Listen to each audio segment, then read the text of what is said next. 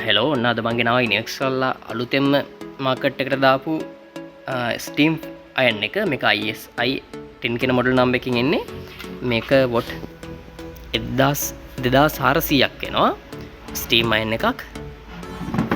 මේකේ විශේෂත්වය තමයි ඔටෝ ෂට් ඔෆ් ෆන්ක්ෂන් කියලා තියෙනවා.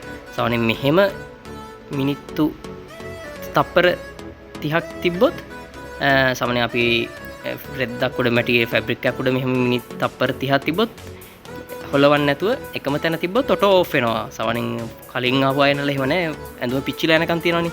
මේක තප්පර 30ක් එකම විදිහට එකම තැන තිබ්බොත් මේ ස්විච් එක ඕෆ් වෙනවා. රත් වෙන්නේ නැහැ. මෙහෙම කළා තිබ්බොත් විනාඩි 8කින් ඕෆ් වෙනවා. ඒක සේෆ්ටි ෆීචර් එකක් විදිහට තමයි එන්නේ. මේක ස්ක්වයර් ටයිප්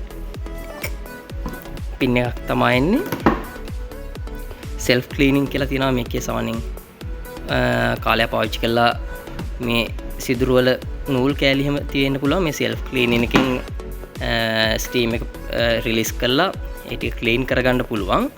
මෙතනින් තමයි වතුර දාන්න තියෙන්නේ. මෙතනින් අපිට වෙනස් කරගන්න පුළුවන්. මෙතනත් රෙද්දි මැටීරියල් එක අනුව වෙනස් කරගන්න පුළුවන්.